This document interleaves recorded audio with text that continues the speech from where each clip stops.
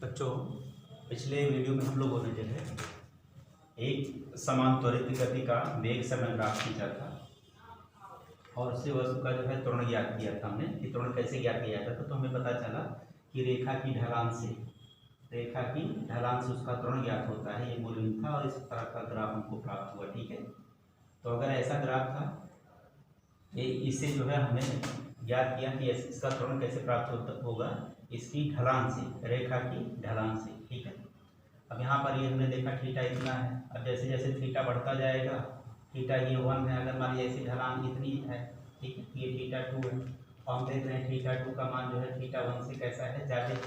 तो ढलान जितनी ज़्यादा होगी वस्तु का त्वरण उतना ही अधिक होगा। ठीक है, अब इसी वेग समय ग्राफ को हम लोग, ये क्या था, वेग समय ग्राफ था, वेग, और ये क्या था, समय था। और ढलान अगर 0 हो जाए, थीटा कितना हो जाए, 0 डिग्री, मतलब ढलान ना हो, ठीक है, वो ऐसा हो, इस तरह का हो, तो थीटा 0 हो जाएगा। और अगर थीटा 0 डिग्री हो जाएगा, थीटा जो है कितना हो जाएगा, 0 डिग्री, तो उसमें त्वरण नहीं होगा। ठीक है, तो अब जो है देख लेते हैं विभिन्न प्रकार के ग्राफ कौन कौन से होंगे।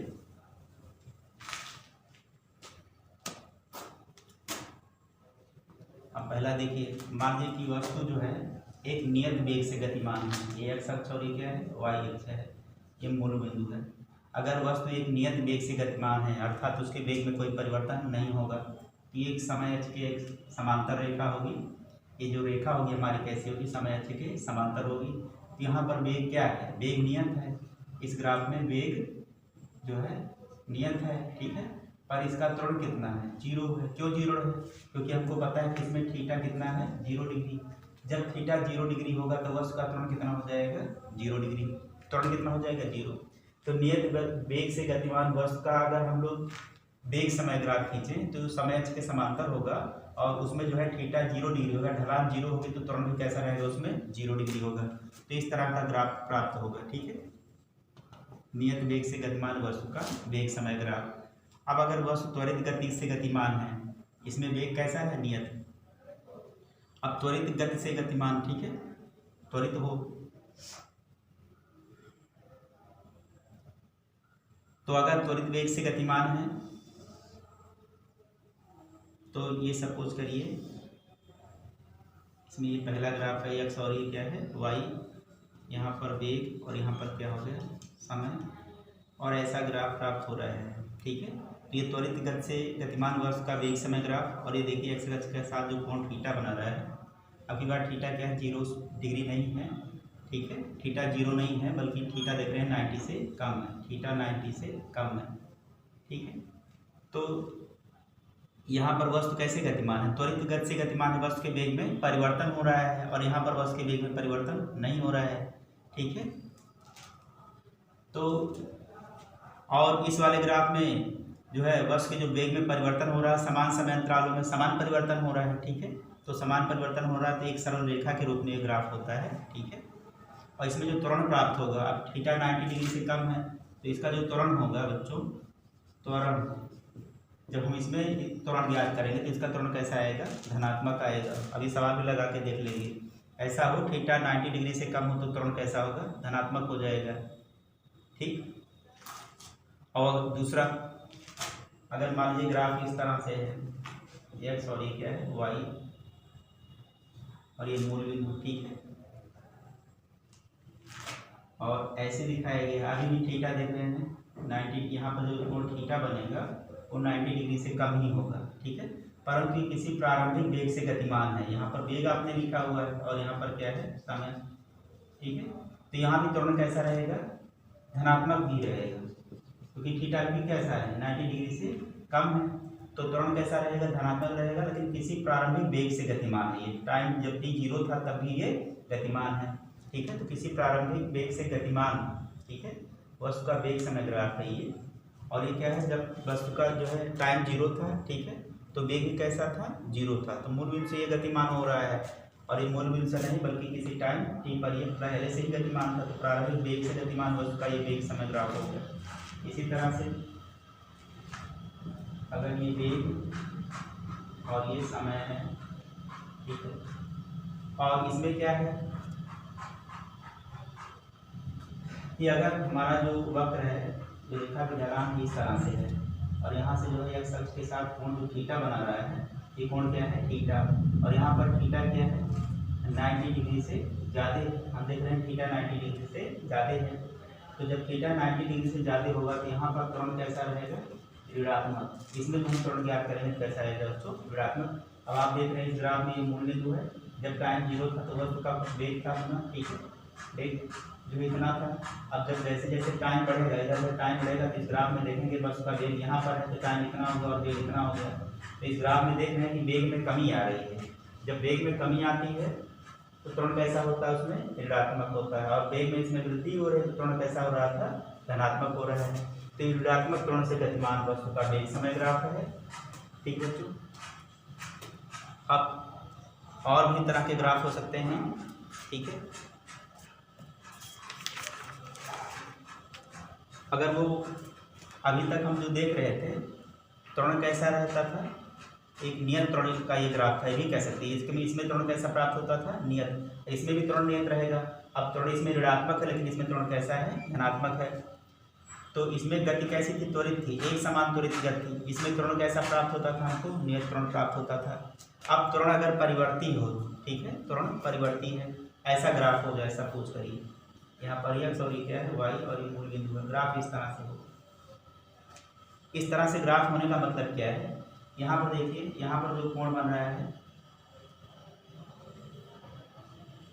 ये θ1 है, यहाँ पर कोण क्या है ये कोण और बढ़ गया, ये क्या हो गया θ2। अब हम क्या देख रहे हैं कि इसमें जो है θ2 का मान θ1 के मान से ज़्यादा, मतलब यहाँ पर ढलान और ज़्यादा, यहाँ पर ढलान कम, ठीक है। तो ढलान बढ़ती हुई जा रही है, इसका मतलब क्या है। और यहाँ पर अगर देखें तो थीटा यहाँ भी कोण थीटा है, तो यहाँ भी कोण कितना होगा थीटा, इसमें भी कोण क्या रहेगा थीटा। इसमें थीटा नहीं बदल रहा है, इसमें थीटा नहीं बदल रहा है। वक्र की ढलान क्या बताती है त्वरण बताती है, ठीक है बच्चों। तो यहाँ पे थीटा नहीं बदल रहा है, इसका मतलब क्या है त्वरण कैसा है नियत है। यहाँ भी अगर आप कहीं देखेंगे तब भी क्या रहेगा थीटा उतना ही रहेगा, थीटा में कोई चेंज नहीं होगा। मतलब इन सब ग्राफों में त्वरण कैसा है नियत है, ठीक है। त्वरण कैसा था नियत है, क्योंकि थीटा बदलेगा तो त्वरण बदलेगा और थीटा नहीं बदलेगा तो त्वरण नहीं बदलेगा। परंतु यहाँ पर देख रहे हैं थीटा चेंज हो रहा है, थीटा बदल रहा है, θ1 θ2 से जो θ2 θ1 से ज़्यादा है। इसका मतलब क्या है वस्तु का त्वरण जो है बदल रहा है, वस्तु का त्वरण बदल रहा है। इसमें त्वरण कैसा है बच्चों परिवर्ती है, ठीक है। तो यहाँ पर जो ग्राफ है वो परिवर्ती त्वरण से गतिमान वस्तु का वेग समय ग्राफ है, ठीक है बच्चों। तो इस तरह से हम ग्राफ को देख करके बता सकते हैं कि जो है इस प्रकार का ये ग्राफ है। जैसे बोला गया इसमें त्वरण शून्य नियत वेग का है, वेग और समय के बीच में। यहाँ पर हमने देखा कि ये वेग और समय के बीच का ग्राफ है, तो एक समान त्वरित गति से वस्तु गतिमान है। परंतु इन सब ग्राफों में वस्तु का त्वरण कैसा है नियत है, और अगर थीटा 90 डिग्री से कम है तो त्वरण धनात्मक, 90 डिग्री से कम है तो त्वरण धनात्मक, और ये किसी प्रारंभिक वेग से गतिमान है, ठीक है। और यहाँ टाइम थीटा 90 डिग्री से ज़्यादा है, त्वरण कैसा हो गया ऋणात्मक। परंतु अभी तक के ग्राफों में त्वरण कैसा है नियत, पर इसमें कैसा है त्वरण कैसा है परिवर्ती, ठीक है। तो परिवर्ती त्वरण से गतिमान वस्तु का वेग समय ग्राफ है, और ये नियत त्वरण से गतिमान है, ठीक है। और इसमें त्वरण कैसा है बच्चों शून्य। तो यहाँ पर हम देख रहे हैं अगर देखा जाए तो ढलान है तो त्वरण कैसा है शून्य, और ढलान है तो त्वरण उसमें होगा, परंतु 90 डिग्री से कम होने पर धनात्मक, 90 डिग्री से ज़्यादा होने पर त्वरण ऋणात्मक, परंतु त्वरण कैसा है नियत। और इसमें त्वरण कैसा है बच्चों परिवर्ती। तो इस तरह का ग्राफ बच्चों हो सकता है, ठीक है।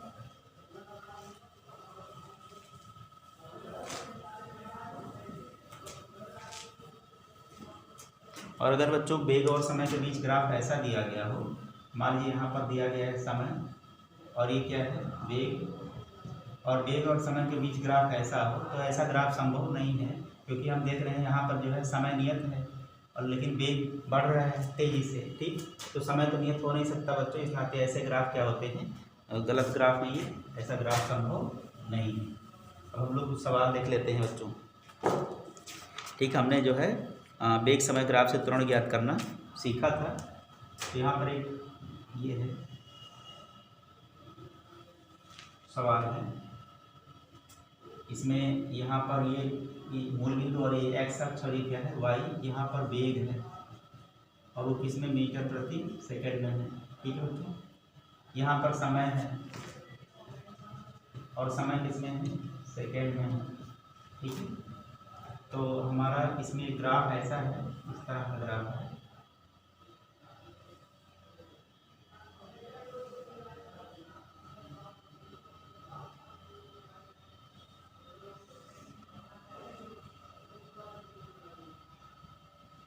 यहाँ पर मान लीजिए 30 मीटर पर सेकेंड, यहाँ पर 20 मीटर पर सेकेंड, यहाँ पर 10 मीटर पर सेकेंड। डे किसमें है? मीटर पर सेकेंड में। ये समय है हमारा, जो है इसमें हम समय ले रहे हैं।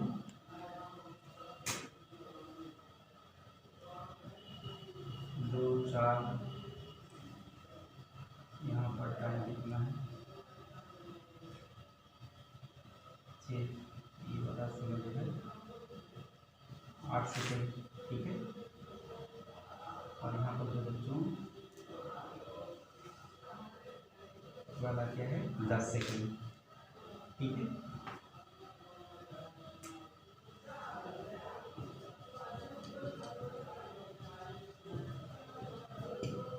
समय सेकेंड में।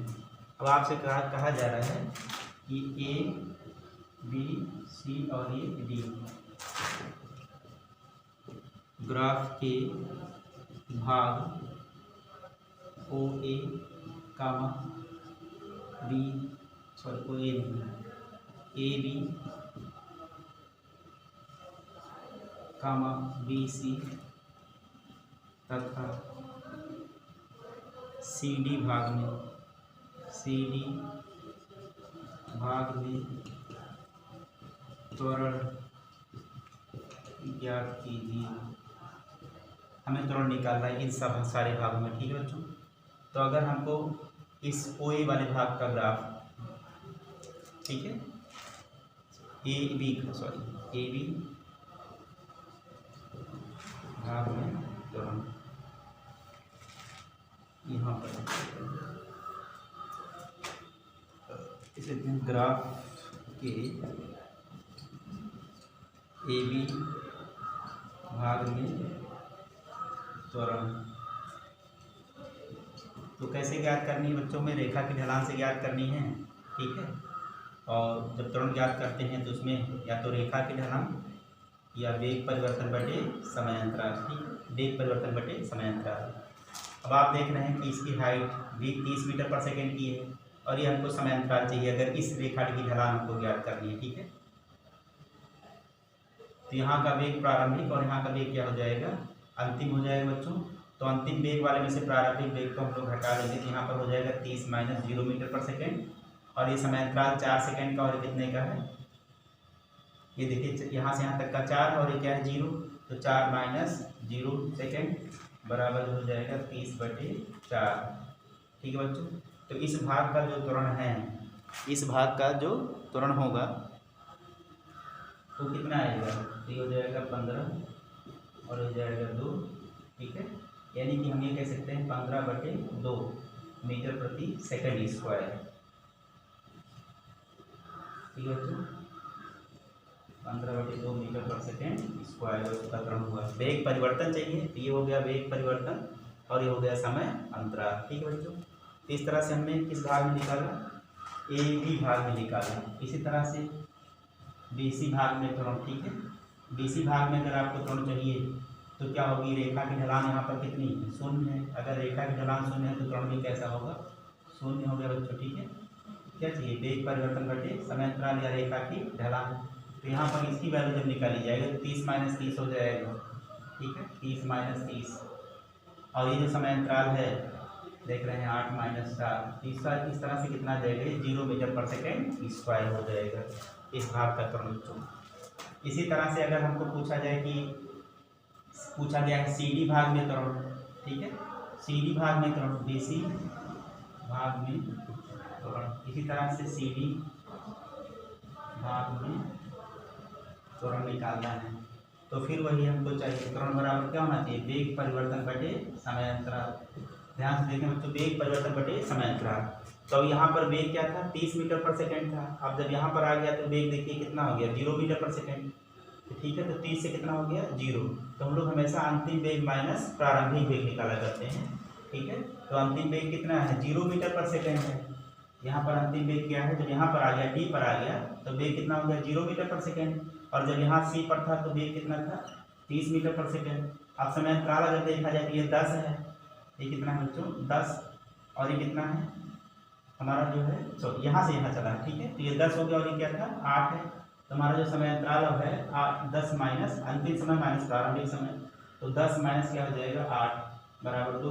तो अब हमारा त्वरण हो गया -30/2, यानी कि हो गया 15 मीटर पर सेकेंड स्क्वायर माइनस में। देखो जो भी हमने कहा था जब थीटा 90 डिग्री से ग्राफ में दिखाया था ऐसे, यहाँ पर देखिए इस भाग में जो है थीटा जो है, जो थीटा हमारा आ रहा है क्या है 90 डिग्री से ज़्यादा है। अब जब 90 डिग्री से ज़्यादा है तो त्वरण कैसा है धनात्मक, और यहाँ पर थीटा देखिए थीटा क्या है, इस भाग में जो थीटा है वो 90 डिग्री से कम है, तो 90 डिग्री से तो कम है तो यहाँ पर त्वरण कैसा आया धनात्मक, और यहाँ पर देख रहे हैं त्वरण कैसा हो रहा है ऋणात्मक। और यहाँ पर थीटा कितना है, तो थीटा यहाँ पर 0 डिग्री है, और थीटा 0 डिग्री है तो त्वरण भी कैसा है बच्चों 0 है। तो यहाँ का त्वरण धनात्मक, जब 90 डिग्री से कम 90 डिग्री से ज़्यादा तो त्वरण ऋणात्मक, और थीटा अगर 0 है यानी कि ढलान 0 है तो त्वरण कैसा होगा बच्चों 0 होगा। तो इस तरह से जो है हमें सवाल लगाने होंगे। अब अगर आपसे पूछें कि किसी भी भाग में चली गई दूरी ही पूछे, जैसे ए बी भाग में चली गई दूरी, या बी सी भाग में चली गई दूरी, या सी डी भाग में चली गई दूरी, या कुल दूरी पूछें, ठीक है। तो जहाँ से जहाँ तक पूछा जाए उसके बीच में घेरा हुआ क्षेत्रफल आप जो है निकाल लें। जैसे आप ये कह दें कि अंतिम 2 सेकंड में चली गई दूरी भी याद करिए, ठीक है। ये कह रहे हैं कि अंतिम 2 सेकंड में